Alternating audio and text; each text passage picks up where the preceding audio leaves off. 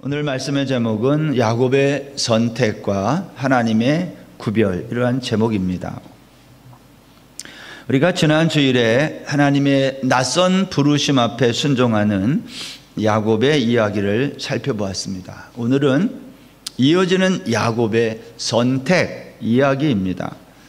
여러분, 창세기 45장 17절 이하에 가면 바로는 요셉의 형들이 곡식을 구하러 이집트에 왔다는 소식을 듣고 요셉에게 세 가지를 말했어요. 첫 번째, 너는 형들에게 명하기를 양식을 싣고 가나안에 일단 갔다가 다시 올 때 너희 아버지와 가족을 이끌고 내게로 와라. 그러면 내가 애굽에 좋은 땅도 주고 기름진 것을 먹게 해주겠다.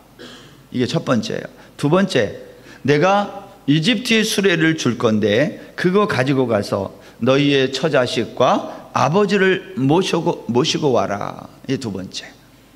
세 번째, 이렇게 마지막으로 얘기했습니다. 그게 45장 20절에 있는데요. 또 너희의 기구를 아끼지 말라. 온 애굽 땅에 좋은 것이 너희 것임이니라. 저는 이제 이 세 번째, 마지막 바로가 요셉에게 명해서 그의 가족들에게 했던 이 말, 너희의 기구를 아끼지 말라. 온 애굽 땅에 좋은 것이 너희 것이다. 이 말. 여러분, 이 말은 무슨 말이죠? 너희들 가나안을 떠나서 올 때에 아무것도 가지고 오지 말라는 거예요. 그냥 빈몸으로 오라는 거예요. 왜냐하면 이 이집트 땅에 너희가 필요로 하는 모든 것이 다 있다는 겁니다. 그런데 여러분, 야곱은 이 말을 듣고 가나안을 떠나 이집트에 올 때에 어떻게 왔습니까? 47장 1절에 가면 이렇게 말합니다. 요셉이 바로에게 가서 고하여 이르되 내 아버지와 내 형들과 그들의 양과 소와 모든 소유가 가나안 땅에서 와서 고센 땅에 있나이다 하고 다 가져왔다는 거예요, 야곱이. 우리가 한국에서 태국에 직장이 발령을 받고 오시든 여러 가지로 이주하시든 그럴 때 한국에서 쓰던 물건들을 어떻게 하고 와요? 다 버리고 오나요? 요즘은 물건을 다 가지고 오잖아요, 이삿짐을. 쓸만한 물건들이니까. 제가 태국에 처음에 올 때는 사실은 거의 다 버리고 왔어요. 왜냐하면 쓸만한 물건이 많지 않더라고요, 보니까. 그 당시에. 근데 요즘은 한국에서 이사 올 때에 쓰던 물건 중에 쓸만한 게 있으면 다 가지고 오는 거예요. 어떤 분은 태국에 와서 혹시 아쉬울까 해서 새로운 물건을 더 사가지고 오기도 합니다.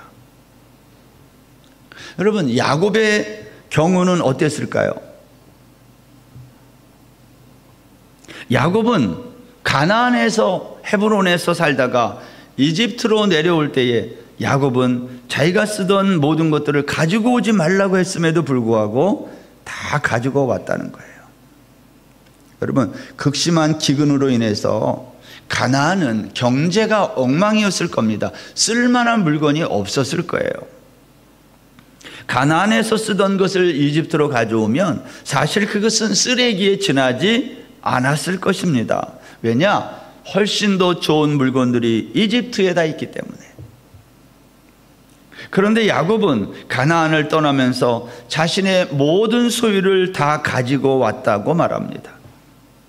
여러분, 지난 시간 야곱의 관심이 소유에서 하나님의 언약으로 옮겨가고 있다고 말씀을 드렸어요. 기억나시나요? 그러나 오늘 본문에 보면 47장에 보면 야곱의 관심은 여전히 소유에 있음을 알 수 있어요. 창세기 31장에 보면 라반의 아들들이 서로 하는 말이 있는데 이 말을 야곱이 듣고 라반의 집을 도망칩니다. 라반의 아들들이 무슨 얘기를 했어요? 야곱이 아버지의 소유를 다 빼앗아서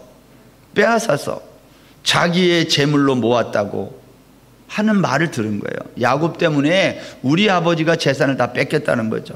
야곱이 이 말을 듣고 위기를 감지하고 도망쳐 20년 동안 라반의 집에서 얻은 모든 재산을 이끌고 도망칩니다. 강을 건너고 그리고 길르앗산에 도달했을 때 야곱은 길르앗산에서 라반에게 추격당하여 도망한 지 열흘 만에 붙잡혀요. 하나님이 간섭해가지고 재산을 빼앗기지는 않지만 야곱은 위기를 맞이했던 거예요. 이후에 야곱은 또 한 번의 위기를 만나는데 그것은 야복강 나루터를 건넌 이후입니다. 400명을 거느리고 오는 형 에서의 이 복수국, 혹시라도 그렇게 하면 어떻게 될까, 이게 염려됐던 야곱은 자기의 재산을 각대로 분산시켜 한 떼를 치면 다른 떼를 데리고 도망치려고 살 길을 도모했어요. 야곱이 이렇게 잔머리를 굴리고 자기가 살 길을 도모하고 이렇게 했지만 에서에게 임한 하나님의 은혜로 말미암아 야곱의 이 모든 잔꾀는 아무 쓸모가 없게 됐습니다. 이거 이런 얘기예요. 야곱은 두 차례의 위기에도 불구하고 그는 아무런 재산상의 손해를 입지 않고 가나안 땅에 들어왔다는 거예요. 가나안 땅에 들어온 다음 야곱이 그 가나안에서 다시 30년 정도 또 살거든요. 그 30년 동안에 일어난 사건 중에 또 한 가지 사건이 있어요. 이게 전부 야곱의 재산과 관계된 겁니다. 창세기 34장에 보면 딸 디나가 바깥에 나갔다가 그 가나안의 원주민이었던 히위 족속의 추장에게 겁탈당하는 일이 발생합니다. 야곱의 아들들은 누이 동생이 당한 이 문제를 해결하기 위해서 히위 족속과 거래를 했어요. 어차피 저질러진 물인데 너희와 우리가 서로 한 장소에 거주하면서 우리 서로에게 아들과 딸을 서로 결혼하게 해서 우리 한 민족이 되자는 거예요. 얼마나 좋은 제안입니까? 그때 야곱의 아들들이 조건을 하나 걸었어요. 너희의 모든 남자들이 우리와 같이 할례를 행하고 우리가 서로 딸도 주고 아들도 주고 한 민족이 되자는 거예요. 그런데 너희들 우리처럼 할례를 받으라는 겁니다. 사실 이 조건은 야곱의 아들들이 히위 족속을 몰살시키기 위한 거짓말이었어요. 결국 히위족 모든 남자들은 할례를 받고 고통 속에 있을 때 야곱의 두 아들 시므온과 레위가 그들을 기습해서 모두 죽이고 뿐만 아니라 그들이 소유했던 모든 양과 소와 나귀와 성읍과 들의 모든 재산을 빼앗아요. 여러분, 야곱의 아들들이 벌인 이 행위는요, 평생을 살아온 야곱의 자화상 같은 거예요. 부전자전인 거예요. 아버지를 보고 아들이 배운 거예요. 생각해 보세요. 야곱은 외삼촌 라반이 있었던 밧단 아람에서 나올 때에 가지고 나온 재물이 있었고요. 또 가나안 땅에 왔을 때에 세겜에서 히위 족속의 모든 재산을 또 빼앗아 얻게 된 겁니다. 무슨 말이에요? 야곱의 재산이 점점 많아졌다는 거예요. 야곱은 그렇게 가나안에서 30여 년을 지낸 겁니다. 근데 지금 온 세상에 임한 극심한 기근을 만나자 그가 그동안 모아놓은 모든 재산이 아무 쓸모가 없어 먹고 살 게 없어서 지금 이집트로 내려가지 아니하면 안 되는 상황에 빠진 거예요. 이런 겁니다. 우리가 붙들고 있는 물질은 영원하지 않다는 거예요. 여러분, 바로가 한 말을 다시 기억해 보십시오. 너희가 이집트로 내려올 때에 너희의 모든 아끼는 기구를 가져오지 말라. 그럼에도 불구하고 야곱은 밧단 아람에서부터 지금까지 평생 모은 재산을 다 가지고 내려왔어요. 32절 말씀입니다. 32절. 그들은 목자들이라 목축하는 사람들이므로 그들의 양과 소와 모든 소유를 이끌고 왔나이다 하리니. 야곱은 이런 겁니다. 내가 이집트에 가서도 먹고 살 수단이 필요한 거예요. 그래서 모든 양과 소와 모든 소유를 다 이끌고 왔다는 거예요. 만약 제가 야곱이라면 저는 어떻게 했을 것 같아요? 저도 다 끌고 가요. 어떻게 그동안 모은 재산인데 이걸 다 버리고 갑니까? 그럴 사람 없어요. 그런데 여러분, 우리가 그렇게 끌어모은 이 재산, 소유는 언젠가 버리지 아니하면 안 되는 날이 온다는 거예요. 우리가 집을 이사할 때요, 쓰레기가 많이 나오잖아요. 못 쓰는 거 말하는 게 아니라 쓸만한데 가져갈 수 없는 거. 집을 새로 마련했는데 그 집이랑 안 맞아. 다 버려요.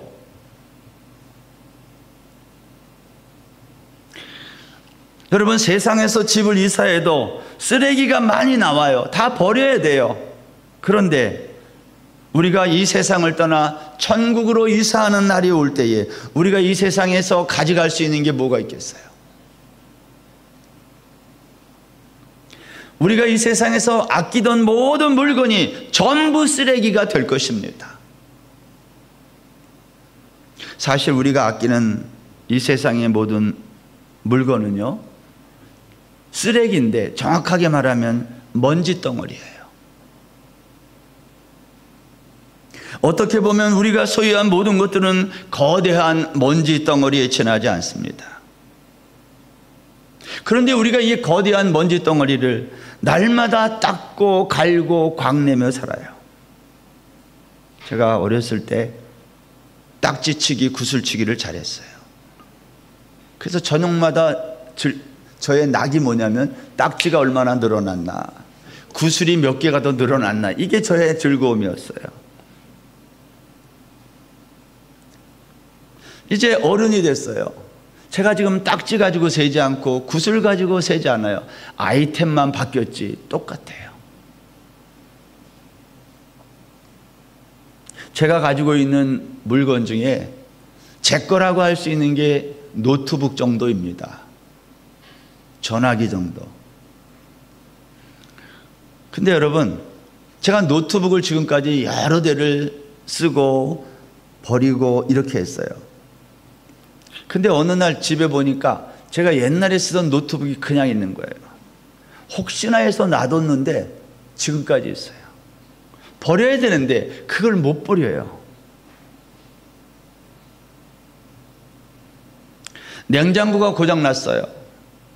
그러면 새 냉장고를 사서 고칠 수 없는 거, 그러면 헌 냉장고를 버려야 되잖아요. 근데 새 냉장고가 들어왔는데 헌 냉장고를 집에 한쪽에다 두는 사람은 없다 이 말이에요.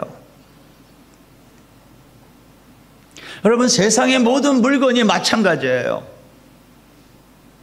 그런데 우리가 이 먼지 덩어리 같은 물건들을 평생 끌고 다녀요. 왜? 그게 필요하니까. 어떤 사람은 큰 덩어리를 끌고 다니고 어떤 사람은 작은 덩어리를 끌고 다닐 뿐이지 마찬가지예요. 인생이 고단한 이유가 여기에 있어요. 여러분, 요셉이 형들에게 말했어요. 이제 바로 왕 앞에 가면 바로가 물을 것입니다. 당신들의 직업이 뭡니까? 그러면 형들은 이렇게 대답하십시오. 우리가 어려서부터 지금까지 목축했는데 우리 조상들 때부터 그렇습니다. 그렇게 대답하면 당신들이 고센 땅에 살게 될 것입니다. 바로가 그 땅을 당신들에게 줄 거라는 거예요. 여러분, 34절 보세요. 당신들은 이르기를 주의 종들은 어렸을 때부터 지금까지 목축하는 자들이온데 우리와 우리 선조가 다 그러하니이다 하소서. 애굽 사람은 다 목축을 가증히 여기나니 당신들이 고센 땅에 살게 되리이다. 이 34절이요, 잘 읽어지다가 이 하반절에 가면 약간 뉘앙스가 바뀌어요. 뭐라고 그랬어요? 애굽 사람은 다 목축을 가증히 여기나니, 그래서 당신들이 고센 땅에 살게 된다는 거예요. 이해하십니까, 이 말씀? 바로에게 우리의 직업이 목축업이다 그렇게 말하면 애굽 사람들은 그걸 가증히 여기기 때문에 당신들이 고센 땅에 살게 된다는 거예요.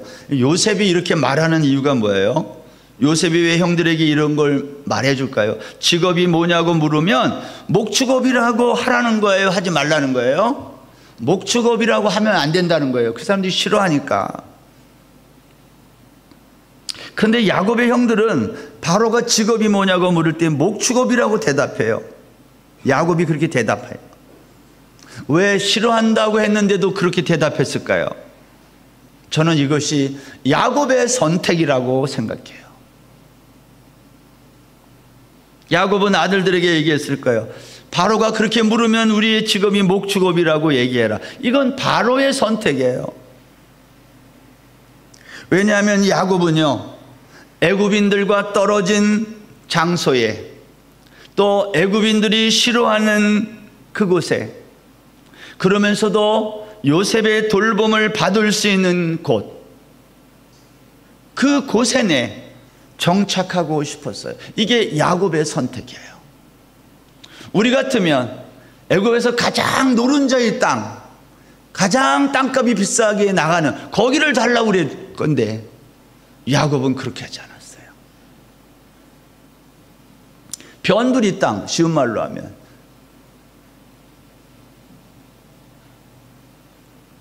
28절 말씀 보세요. 야곱이 유다를 요셉에게 미리 보내요. 자기를 고센으로 인도하게 하고 다 고센 땅에 이르니, 야곱은요, 가나안을 떠나 이집트에 거의 다 왔을 때 유다를 요셉에게 미리 보내서 고센으로 인도하게 합니다. 여러분, 넓고 광활한 이집트 땅에서 하필 고센을 원한 이유가 뭘까요? 여러분, 지도를 보면 고센은 이집트의 동쪽 국경지대예요. 어느 나라나 국경지대는 땅값이 비싸지 않아요. 사람들이 살고 싶어 하지 않는 곳이에요. 국경지대는 그 이집트의 동쪽 그 국경지대에 우리가 들어서 알고 있는 람셋 성, 비돔 성, 이러한 성들이 세워져 있어요. 이거 전부 뭐예요? 나라를 지키는 성이에요. 동쪽에서 오는 외부의 적으로부터의 공격을 막아주는 지역이 고센 땅이었어요.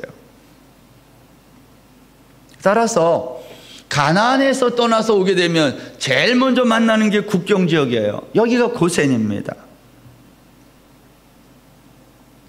야곱은요, 가나안에서 오다가 제일 먼저 만나는 이집트 땅 고센을 원했던 거예요. 무슨 생각으로 여기를 정했을까요? 야곱은 이집트에 오랫동안 머물 생각이 없었다는 거예요. 언제라도 하나님이 약속한 가나안 땅으로 다시 돌아갈 생각을 한 거예요.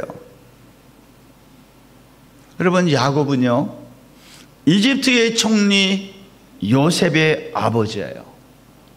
어느 땅이든 원하면 가질 수 있어요. 바로가 또 그렇게 얘기했어요. 그런데 야곱은 굳이 고센을 선택했어요.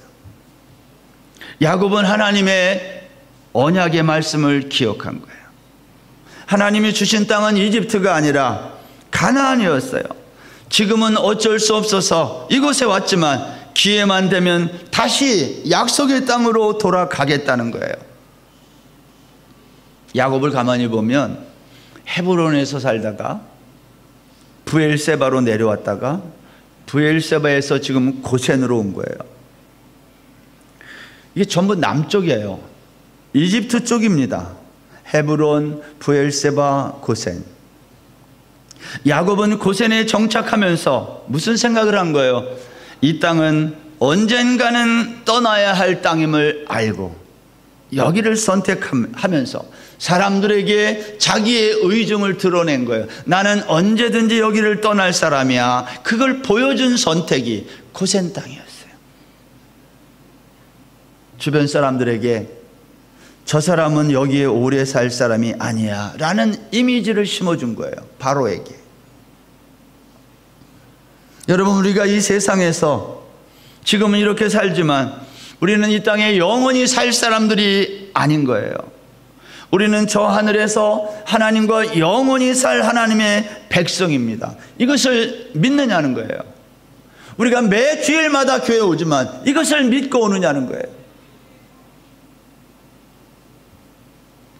그렇다면 우리는 그러한 이미지를 주변 사람들에게 풍기며 살아야 되지. 마치 영원히 이 땅에 살 것처럼 그러한 이미지를 풍기며 살아가는 것은 믿음 없음을 고백하는 거고,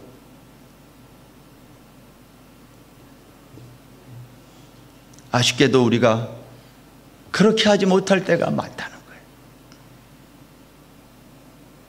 저는 우리 태관이교회 성도님들이 어떠한 선택을 할 때에 나는 천국의 백성입니다라는 냄새가 물씬 나는 선택과 결정을 하게 되기를 주의 이름으로 축원합니다. 나는 이 세상에서 지금보다 더 많은 재산을 모아서 여기서 영원토록 살겠습니다. 그러한 냄새가 나지 않고 나는 이 백성이 아니라 저 하늘의 백성임을 나의 선택과 결정으로 드러내기를 바랍니다.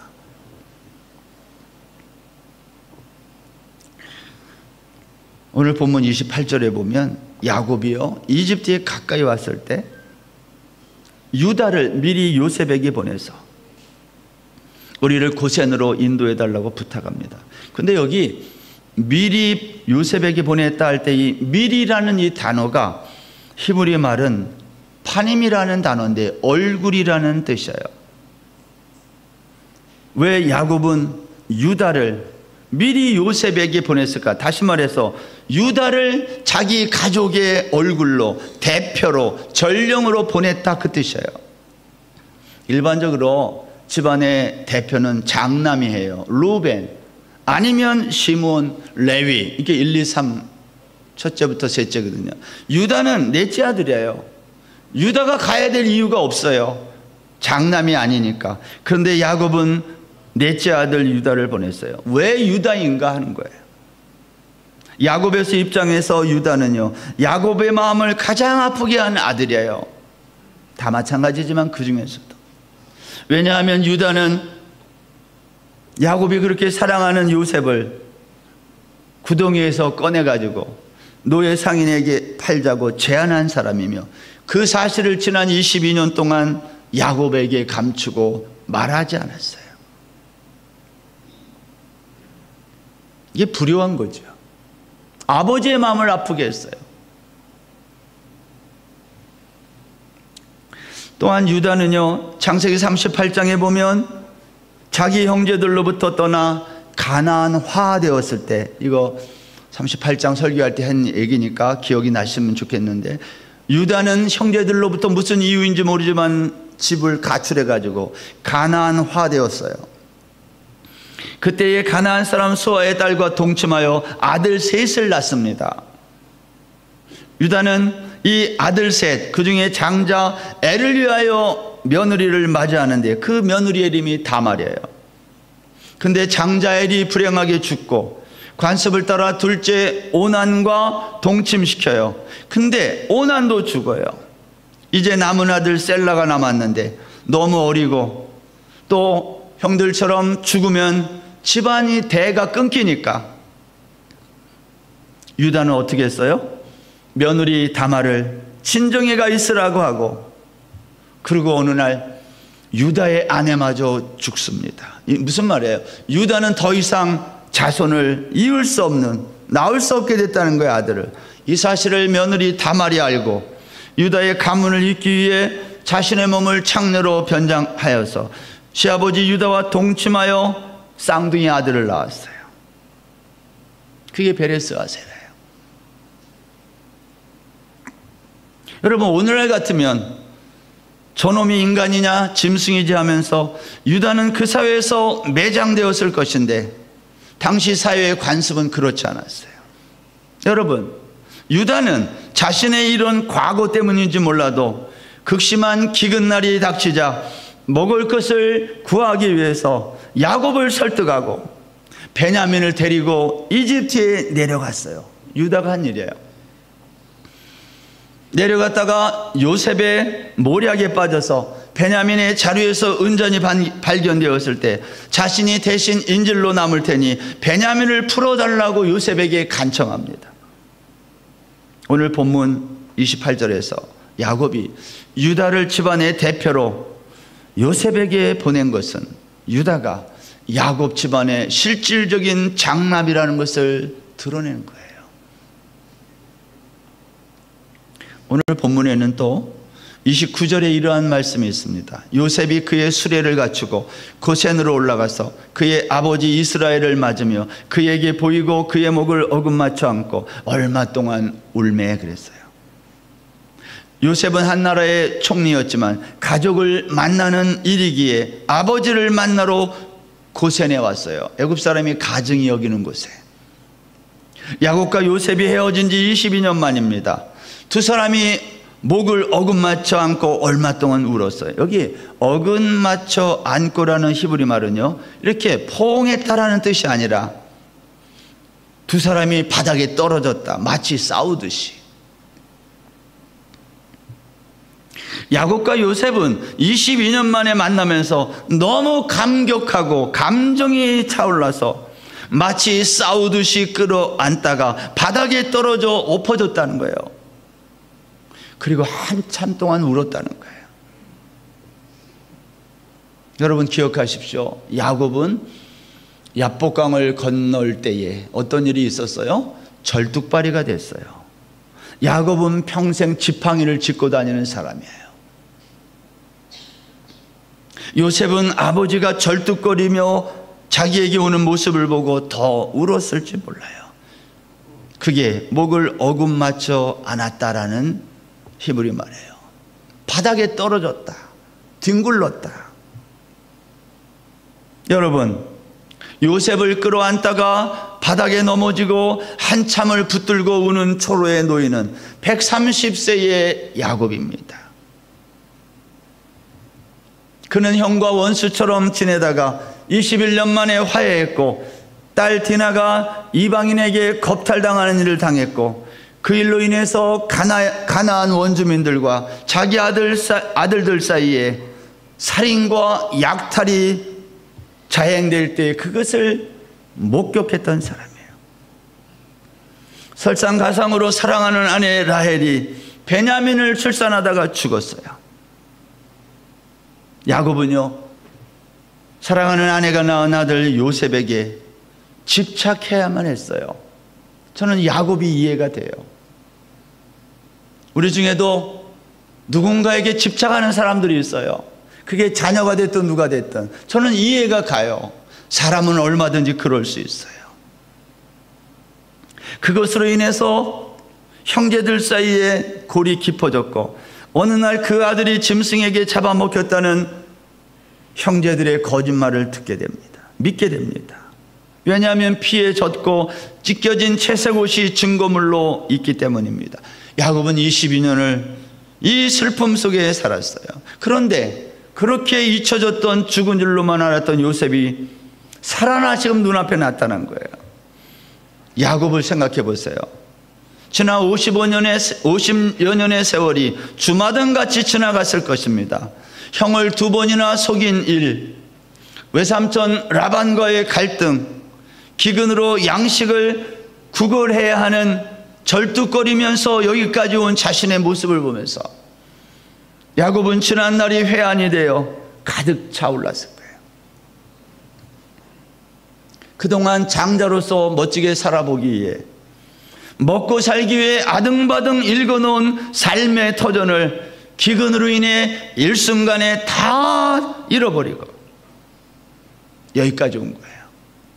그런데 그 앞에 꿈에도 보고 싶었던 요셉이 나타난 거예요.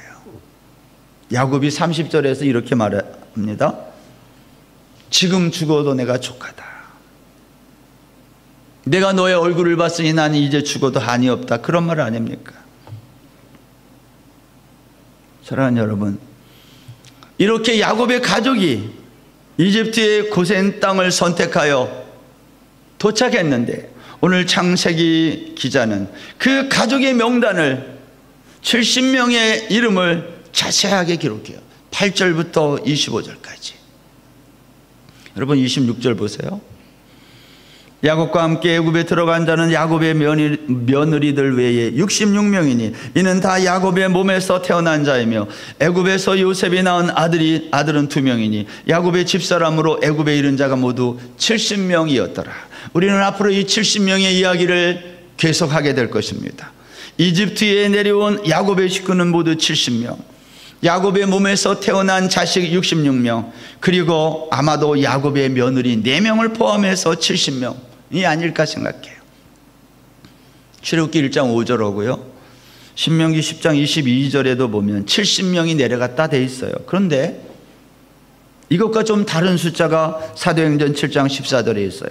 스데반 집사가 설교하면서 야곱의 가족이 이집트로 내려갔는데 총 75명이라고 한 거예요. 그래서 어떤 사람들은 성경이 완전하지 않다, 이렇게 또 의심하기 시작해요. 여러분, 70명이든 75명이든 숫자가 중요한 것은 아니지만 여기 5명의 오차는요, 아마도 요셉이 애굽 땅에서 나온 자손들, 후손들일 가능성이 높아요. 다만 성경에서 이집트에 내려간 야곱의 가족을 70이라는 숫자로 나타낸 이유가 뭘까 하는 거예요. 여러분, 이 70이라고 하는 숫자는 7이라고 하는 완전수와 10이라고 하는 전체를 의미하는 이 10, 이게 합쳐져서 만든 숫자인데요, 70은 완전한 회복과 구원을 상징하는 수입니다. 70은 장차 큰 민족을 이룰 이스라엘을 상징적으로 보여주는 숫자가 70이에요. 그래서 성경에 70이 자주 나와요. 이제 야곱의 가족 70명은 이집트 땅이지만 이집트와는 구별된 변두리 땅, 고센 땅, 여기에서 하나님의 약속을 이루는 삶을 앞으로 400년 동안 살게 되는 거예요. 야곱의 가족 70명이 고센에 정착한 것은 뭐와 비슷하냐면 마치 교회가 이 세상에 존재하지만 이 세상과는 구별되어 사는 것과 똑같습니다. 하나님은 교회를 선택해서 이 세상과 구별되게 하신 거예요. 야곱의 고센 선택, 그리고 하나님의 구별하심, 이게 오늘 우리가 한 주간 마음에 붙들고 살아야 될 말씀이에요. 나는 이 세상에 살면서 야곱과 같은 선택을 하고 있는가? 나의 선택은 주변 사람들에게 내가 누구인지를 드러내는 그러한 상징성이 있는 거예요. 당신은 왜 방콕의 태국 한인교회에 나옵니까? 그것에 대한 답을 할 수 있어야 그 사람의 삶의 이유가 있는 거예요. 아무 생각 없이 나오지 마세요. 나는 이 세상에 살지만 영원한 천국 백성으로 살아가는 나그네입니다. 하나님이 나를 그렇게 선택하고 구별하셨습니다. 나는 이 하나님의 약속을 이루어 가기 위해 지금 여기에 살고 있습니다. 그 믿음이 저와 여러분에게 가득하기를 주의 이름으로 축원합니다. 이 한 주간도 야곱의 선택, 하나님의 구별하심을 마음에 간직하고 한 주간 살아가는 저와 여러분 되시기를 바랍니다.